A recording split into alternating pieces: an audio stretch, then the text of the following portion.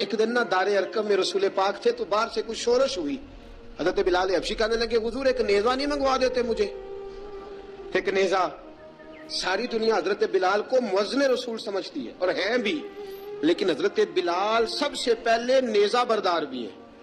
سب سے پہلے نبی پاک کی حفاظت کے لیے نیزہ جس شخص نے اٹھایا ہے، تلوار اٹھانے والے اور ہیں، جان قربان. نیزہ سب سے پہلے حضرت بلال. کہا حضور ایک نیزہ نہیں منگوا دیتے؟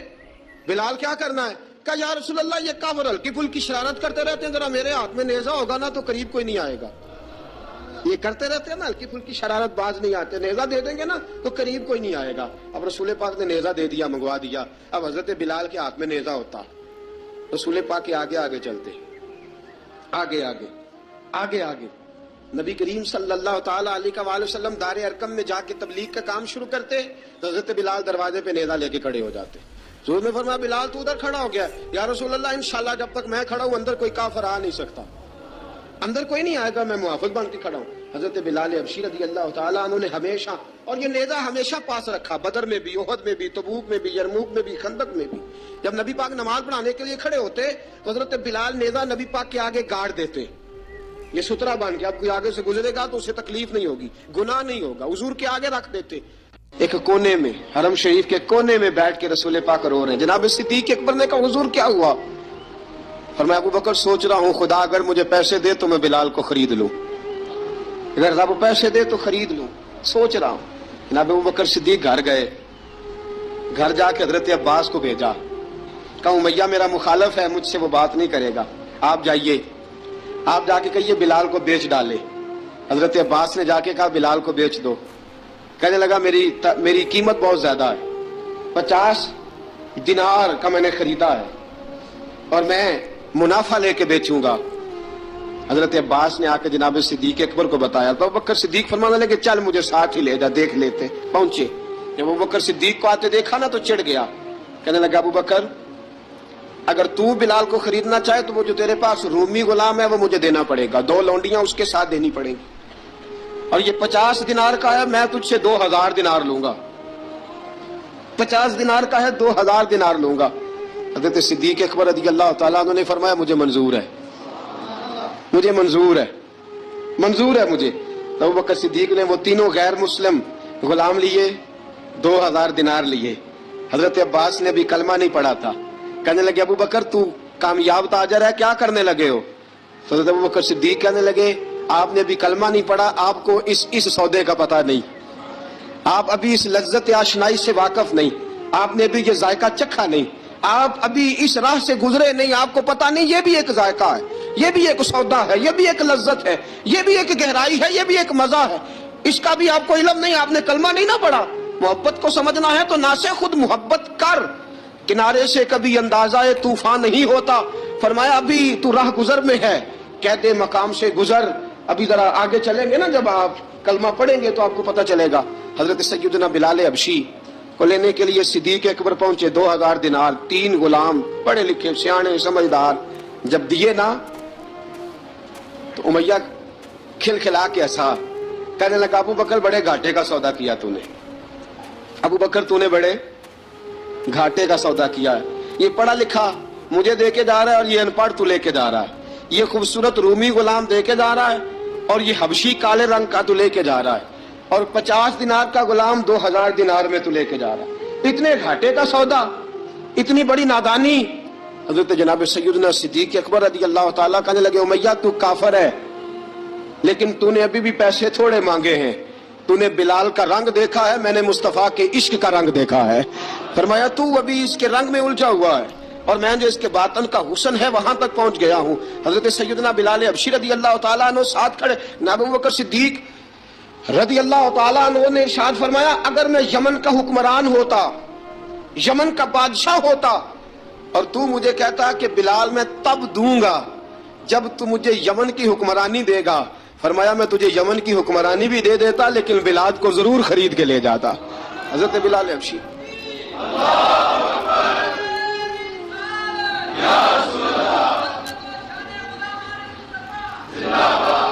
جناب سیدنا بلال حبشی.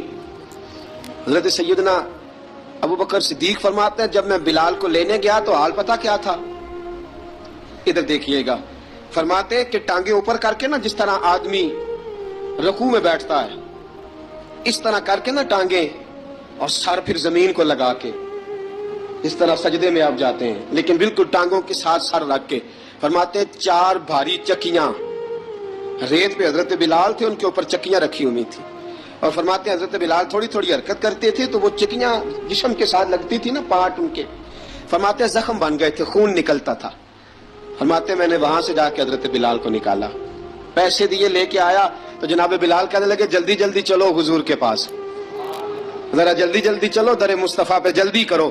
تو جناب سیدنا بلال حبشی رضی اللہ تعالیٰ عنہ کے جواب میں حضرت ابوبکر صدیق کہنے لگے بلال جلدی نہ کر، جب میں آیا تھا تو حضور تیرے لیے آنسو بہا رہے تھے، اگر تجھے اس حالت میں زخمی دیکھیں گے تو میرے مصطفیٰ کو اور زیادہ رونا پڑے گا، تو میرے ساتھ گھر چل، میں تجھے کپڑے پہناتا ہوں، میں تیرے زخموں پہ پٹی کرتا ہوں۔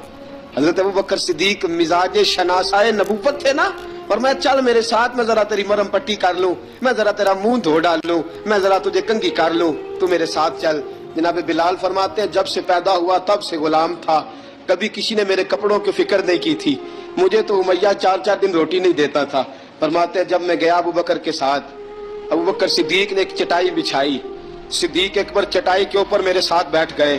فرماتے ہیں ابوبکر نے تیل منگایا، وہ تیل میرے زخموں پہ، ابوبکر صدیق نے وہ تیل میرے سر پہ، میری داڑھی پہ، فرماتے ہیں پھر کنگھا کیا، پھر ابوبکر صدیق نے ایک جوڑا منگایا، وہ کپڑے مجھے پہنائے، ابوبکر صدیق نے پگڑی منگوائی، وہ پگڑی کھول کے میرے سر پہ بندھوائی۔ فرماتے ہیں ابوبکر نے مجھے تیار کیا، فرمایا تو آج جا رہا ہے در رسالت مآب پہ، در رسالت مآب پہ، آج تو پہنچ رہا ہے حضور کے دروازے پہ، بن کے جوگن مدینے نو جاواں گی میں، جو بیتی نبی نو سناواں گی میں۔ حضرت جناب سیدنا، اور وہ کسی شاعر نے تو بڑی شاندار بات کی، اس نے کہا بڑی امید ہے سرکار قدموں میں بلائیں گے، کرم کی جب نظر ہوگی مدینے ہم بھی جائیں گے، اگر جانا مدینے میں ہوا ہم غم کے ماروں کا، مکینے گنبد خضرا کو حال دل سنائیں گے۔ حضرت بلال حبشی رضی، ان کے دل میں بڑی امنگ تھی آج جاؤں گا در رسالت مآب پہ۔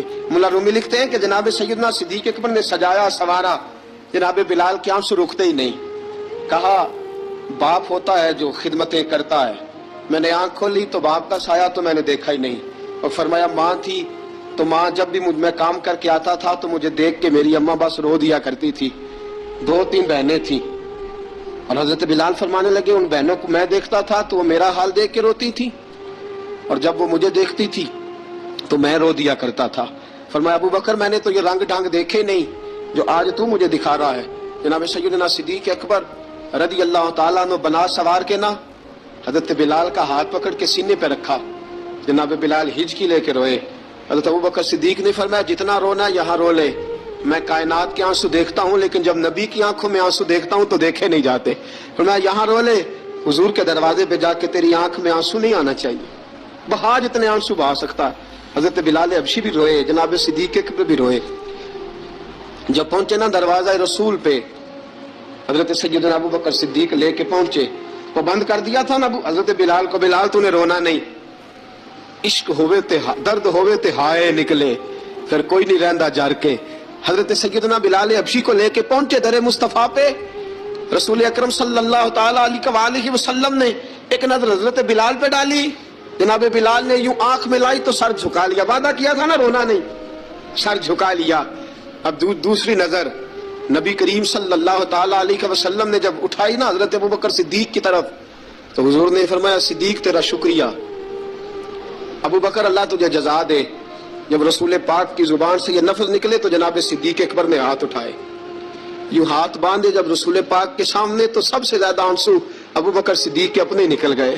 کہا یا رسول اللہ میں غریب بے نوا، تو امیر حرم، تو کجا من کجا۔ کہا حضور یہ شکریہ کے لفظ، یا رسول اللہ میں کہاں اور آپ کا شکریہ کہاں۔ نبی پاک صلی اللہ علیہ وسلم نے فرمایا ابوبکر کاش تو تھوڑے سے پیسے میرے بھی ملا لیتا، بلال کو خریدنے میں میرا بھی حصہ ڈال لیتا، میں چاہتا تھا۔ ابوبکر پھر روئے، کہا یا رسول اللہ میرے پیسے کس کے ہیں؟ آقا میں بھی آپ کا، یہ بھی آپ کے۔ جناب سیدنا بلال حبشی رضی اللہ تعالیٰ عنہ کی طرف حضور نے دیکھا تو فرمایا بلال آ یار ذرا سینے سے تو لگ جا۔ اب حضرت بلال دوڑے، دوڑے جب رسول پاک کے سینے سے لگے تو ایک جملہ میرے محبوب کی زبان سے فرمایا بلال تو نے بڑی سختیاں برداشت کی ہیں، تجھے میرا اللہ ہی جزا عطا فرمائے گا، تو نے بڑے دکھ دیکھے ہیں۔ اب سیدنا بلال تڑپے، رسول پاک صلی اللہ تعالی علیہ وسلم بھی روئے۔ حضور نے اپنے ساتھ بٹھا لیا سیدنا بلال کو، حضور نے گھر پیغام بھیجا، فرمایا ختیجہ گھر میں کچھ ہے تو بھیجو، بلال آیا ہے۔ اب حضرت خدیجہ الکبریٰ اندر سے کیا آواز دیتی ہیں، کہتے ہیں حضور مبارک ہو، اللہ نے بلال کو آزادی عطا فرما دی۔ وفاشار بیوی اندر سے۔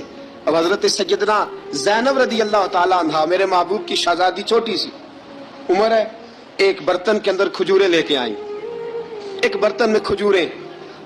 اب لا کے جب کھجوریں رکھی نا تو سیدنا صدیق اکبر نے ہاتھ بڑھایا کھجوریں اٹھانے کے لیے تاکہ میں دوں۔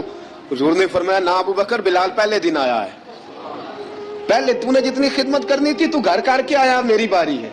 حضرت بلال حبشی فرماتے ہیں کائنات میں نے اتنا پیار کبھی دیکھا ہی نہیں تھا، 30 سال سے زیادہ میری عمر تھی، مجھے تو کبھی کسی نے پاس بٹھا کے کھانا کھلایا ہی نہیں۔ فرماتے ہیں رسول پاک سخت سخت کھجوریں سائیڈ پہ کرتے، اندر سے نرم کھجور نکالتے، اس کھجور سے تھوڑا سا چھلکا جدا کرتے، فرماتے ہیں پھر اس کو توڑتے، اس کے اندر سے وہ گھٹلیاں اتار کے حضور ایک سائیڈ پہ کرتے، وہ نرم کھجور رسول جب میری طرف بڑھاتے۔ حضرت بلال فرماتے ہیں بھوک تو بڑی تھی لیکن آج بھوک ساری بھول گئی تھی، آج مجھے یوں لگتا تھا جیسے میں زمین پہ نہیں عرش کی بلندیوں پہ بیٹھا ہوا ہوں، آج لگتا تھا کائنات کی ساری نعمتیں، ساری رحمتیں، سارا کرم، ساری عطا، سارا فضل، ساری عنایتیں میری جھولی میں گر گئی ہیں۔ فرماتے ہیں رسول پاک صلی اللہ تعالی علیہ وسلم نے مجھے بڑے محبت سے بٹھایا، حضور علیہ السلام نے محبت سے کھلایا، دودھ پلایا۔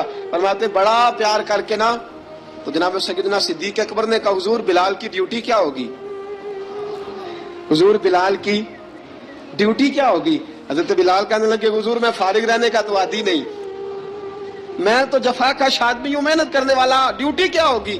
رسول پاک نے فرمایا بلال یہ میرا گھر ہے، آج کے بعد میرا نہیں، یہ تیرا گھر ہے۔ فرمایا میں مصروف ہوتا ہوں تبلیغ کے کاموں میں، گھر کیا لانا ہے وہ تیری ذمہ داری ہے، کہاں سے لانا ہے وہ بھی تیری ذمہ داری ہے، پیسے کہاں سے آئیں گے میں تجھے بتلاؤں گا، کہاں لگانے ہیں تجھے ایک دفعہ بتاؤں گا، پھر تو لایا کرے گا، تو ہی لگایا کرے گا۔ فرمایا میرا پرسنل سیکٹری بن کے رہے گا، تو خاص مقام تجھے دیا جائے گا۔ حضرت سیدنا بلال حبشی رضی اللہ تعالی عنہ کو رسول اکرم صلی اللہ تعالی علیہ وسلم نے اس کام پر مقرر فرما دیا۔ اب دیکھیے حضرت بلال رضی اللہ تعالی عنہ جب در مصطفیٰ صلی اللہ تعالی علیہ وسلم پر پہنچ جاتے ہیں، اور پہنچنے کے بعد کیا مسئلہ ہے جی، کیوں نہیں چل رہا؟ درود پاک پڑھیے، الصلاۃ والسلام علیکہ یا کی گل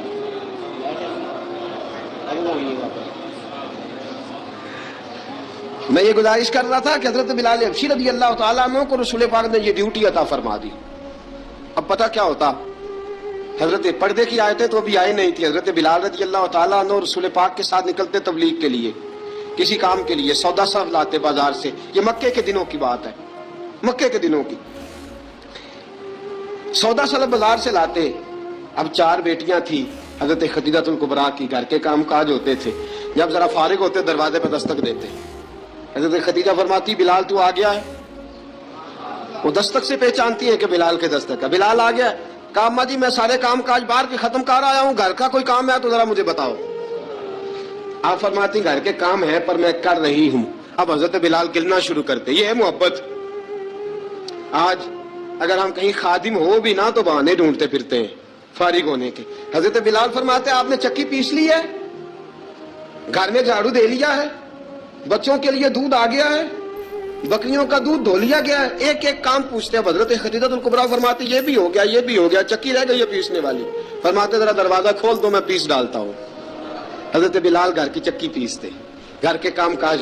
حضرت بلال حبشی نے مکے کے 13 سال سابقون الاولون میں سے ہیں، جناب سیدنا بلال حبشی رضی اللہ تعالیٰ عنہ نے پوری دلیری کے ساتھ کام کیا۔ اب آ گیا وقت ہجرت کا۔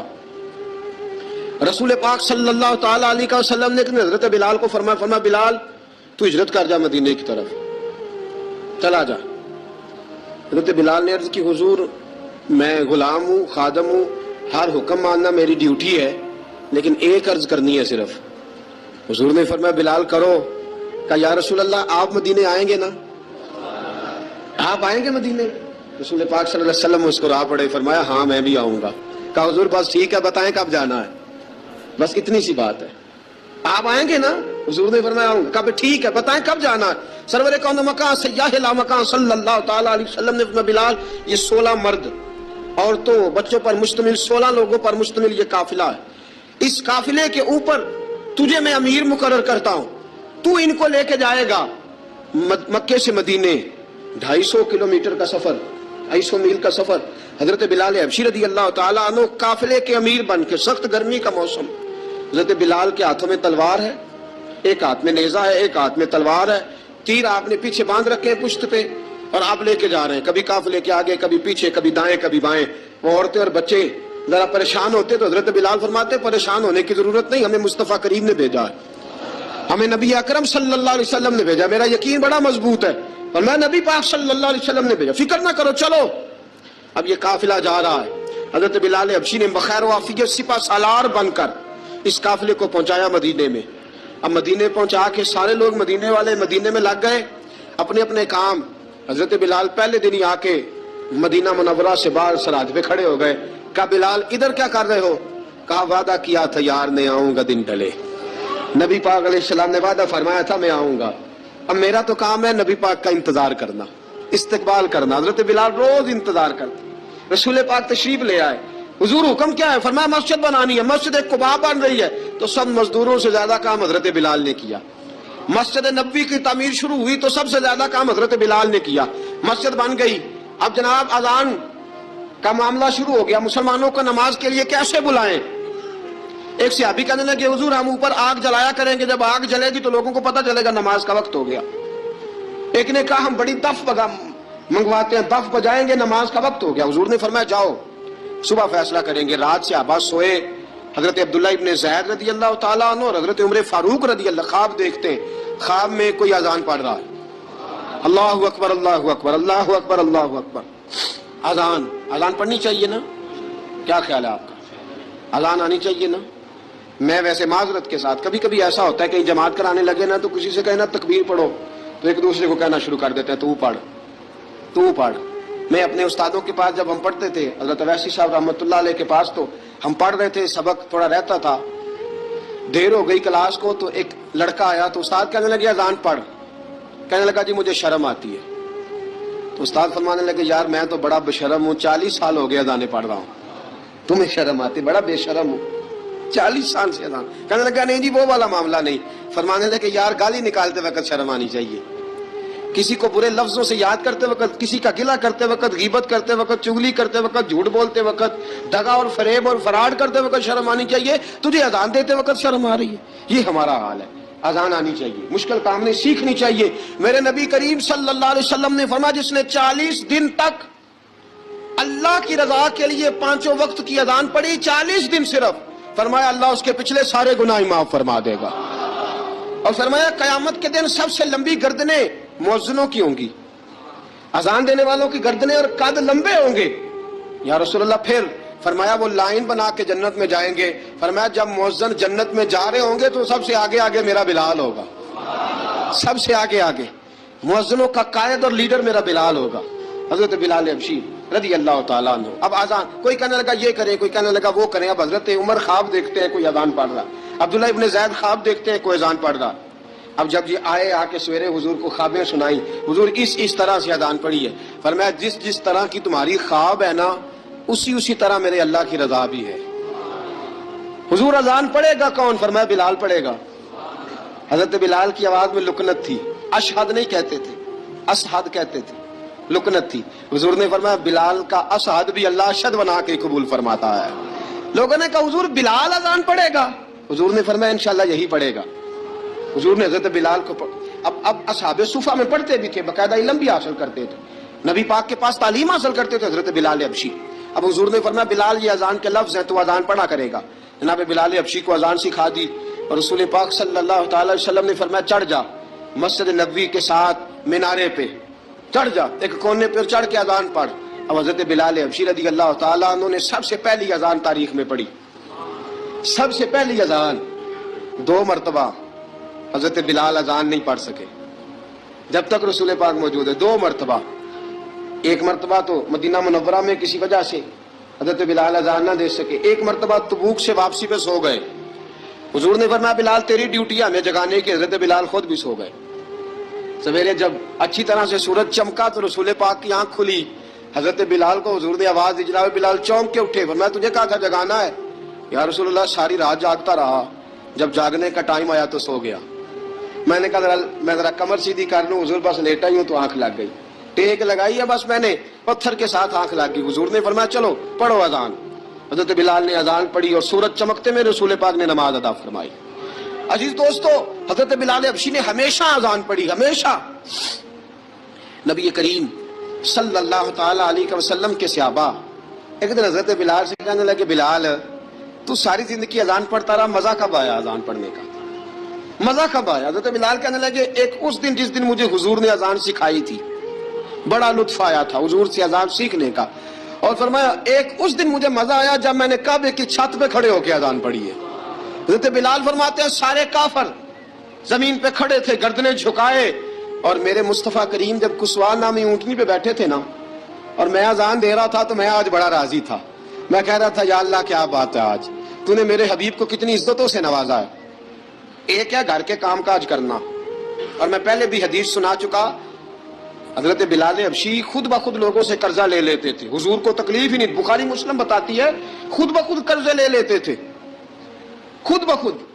نبی پاک کو تکلیف ہی نہیں دیتے تھے. کام کاج ہے, مہمان آ جا رہے ہیں, ان کی خدمت کر دی ہے. بلال نے خود ہی قرضہ اٹھا لیا. قرضہ اٹھا کے خود بخود حضرت بلال سودا لے آئے. سودا لا کے جناب بلال نے پکا دیا. ایک دن ایسا بھی آیا, بخاری شریف کے لفظ ہیں کہ جن کے قرضے دینے تھے وہ کہنے لگے بلال سویرے قرضہ دو ورنہ تجھے لے جائیں گے, بکریاں چرانی پڑیں گے. حضرت بلال حبشی رضی اللہ تعالیٰ انہوں نے حضور کی خدمت میں عرض کی, کہا اگر کوئی بندوبست ہو گیا تو ٹھیک ہے ورنہ میں تو سویرے بھاگ جاؤں گا, میں شام چلا جاؤں گا, پیسے آ گئے تو مجھے پیغام بھیجنا آ جاؤں گا. سویرے فجر سے پہلے حضور نے پیغام بھیج دیا. فرمایا بلال تیری مدد کے لیے اللہ نے 3 اونٹنیاں سامان کی بھیج دی ہیں. حضرت بلال حبشی رضی اللہ تعالیٰ انہوں نے سارا گھر کا کام کاج خود سے سنبھال لیا تھا. ایک دن غائب ہو گئے حضرت بلال اذان دے کے, فجر کی اذان دے کے. ایک دن فجر کی اذان دے کے غائب نہیں ہونا چاہیے, کیا خیال ہے آپ کا؟ مؤذن کو اذان دے کے غائب, اسے مسجد میں پھر رہنا چاہیے. حضرت بلال حبشی رضی اللہ تعالیٰ عنہ اذان پڑھی, غائب ہو گئے. صحابہ ڈھونڈ رہے ہیں بلال کدھر ہے, اقامت پڑھے. حضور نے فرمایا ٹھہر جاؤ, بلال آئے گا تو اقامت پڑھے گا.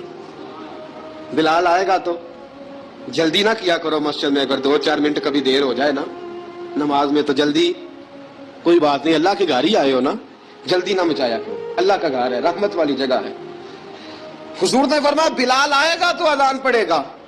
اب سب صحابہ خاموش ہیں کہ بلال جاتا نہیں, کام بھی اس کا کوئی ایسا نہیں. حضرت بلال دوڑے آئے, جلدی دوڑے آئے. رسول پاک صلی اللہ علیہ وسلم نے سوال ہی نہیں کیا کہ بلال تو کدھر سے آیا. فرمایا آ گئے ہو؟ حضور آ گیا ہوں, پڑھو اقامت. پڑھی, جماعت ہو گئی. اب صحابہ کرام علیہم رضوان حیران ہے کہ حضور نے پوچھا ہی نہیں اور بلال آیا بھی دیر سے.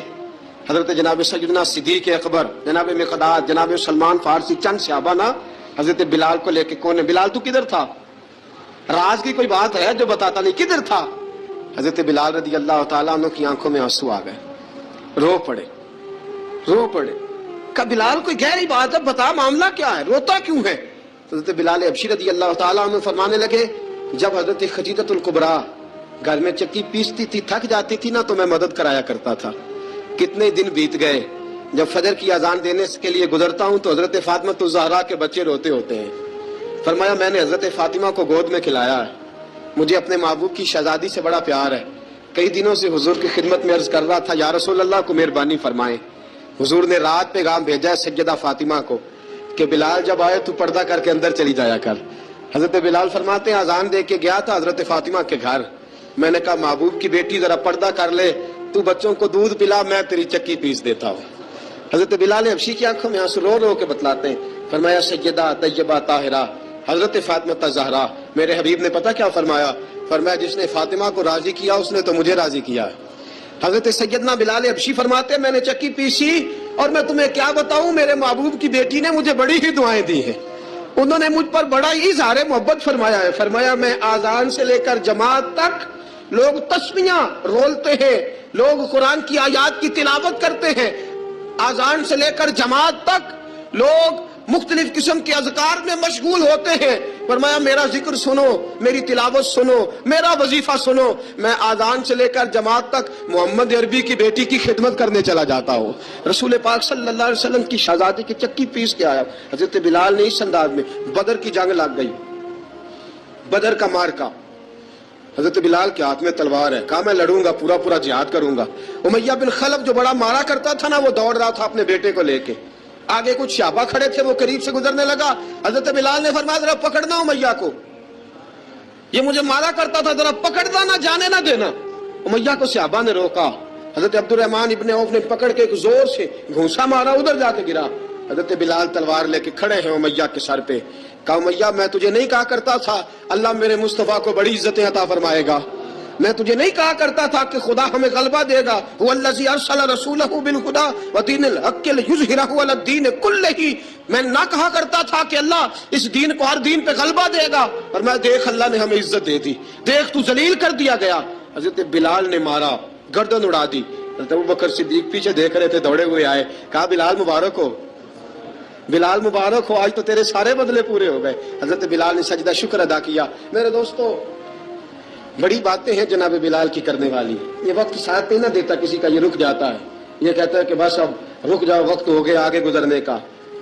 حضرت بلال حبشی رضی اللہ تعالیٰ عنہ, رسول پاک کا وصال ہوا نا, حضرت بلال نے منہ سے لفظ کوئی نہیں ادا کیا. کسی نے اپنا دکھڑا کسی انداز میں سنا لیا. حضرت عمر نے کہا, جس نے کہا حضور وصال کر کے گردن اڑا دوں گا. حضرت عثمان غنی نے کہا خبردار کوئی مجھے آ کے نہ بتائے کہ مصطفیٰ وصال کر گئے. حضرت علی المرتضیٰ رضی اللہ تعالیٰ عنہ نے فرمایا نہ بھائی, میرے مصطفیٰ پر تو موت آتی نہیں جس طرح آپ لوگوں پہ. سب لوگوں نے اپنے اپنے اظہار کر لیے نا, بلال نے کسی کو دکھ بتایا ہی نہیں. ایک کونے میں بیٹھ کے نا حضرت بلال اکیلے آنسو بہاتے رہے, کسی کو بتایا ہی نہیں, اکیلے روئے. ایک شخص کہنے لگا یار بلال بولتا نہیں. کہا نہ بلاؤ اسے.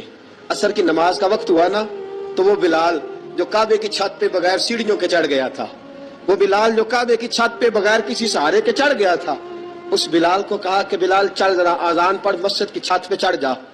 حضرت بلال کئی بار چڑھے اور کئی بار گرے, کئی بار چڑھے اور کئی بار گرے. حضرت بلال حبشی رضی اللہ تعالیٰ نے آواز دی, کہا سلمان میری مدد کرنا, میری مدد کرنا, اب مجھ سے چڑھا نہیں جاتا, اب مجھ سے جایا نہیں جاتا. جناب سلمان فارسی نے بھی سوال نہیں پوچھا کہ بلال تو بیمار ہے, یہ نہیں پوچھا. حضرت بلال کو 2-4 صحابہ نے اٹھایا, چھت پہ پہنچایا. بلال نے اذان شروع کی. جب کہا نا اللہ اکبر اللہ اکبر, وہ آواز جس میں بڑا سوز ہوتا تھا, بڑی درد, بڑی بلندی ہوتی تھی, بڑا جوش خروش ہوتا تھا, آج وہ آواز دب گئی. جب بلال نے کہا نا اشہد ان لا الہ الا اللہ, حضرت بلال رضی اللہ تعالیٰ عنہ نے تھوڑی دیر روک کے سانس لیا. جب کہا نا اشہد ان محمد الرسول اللہ, جو سارے چپ کھڑے تھے نا, ان میں سے ایک بابا رو پڑا جس کا نام ابوبکر صدیق تھا. جب حضرت ابوبکر صدیق کی آنکھ میں آنسو آیا تو حضرت بلال چھت کے اوپر زمین پہ گرے, زمین پہ گرے اور کہا ابوبکر یہ ڈیوٹی کسی اور کی لگا دے, یہ ڈیوٹی کسی اور کی لگا دے, اب میری روح اجازت نہیں دیتی, مصطفیٰ کریم کے بعد مجھ سے اذان نہیں پڑھی جائے گی. آپ نے واقعہ سن رکھا ہے کہ ایک بار صحابہ نے بلایا, دوبارہ آئے, حضور خواب میں ملے, کہا بلال تو آتا کیوں نہیں؟ بلال چھوڑ کے چلے گئے تھے. فرمایا اب میرا یہاں دل نہیں لگتا. ملک شام کے شہر حلب میں چلے گئے تھے, چھوڑ دیا تھا مدینہ منورہ. اب میری نگاہوں میں جچتا نہیں کوئی, جیسے میرے محبوب ہیں ایسا نہیں کوئی.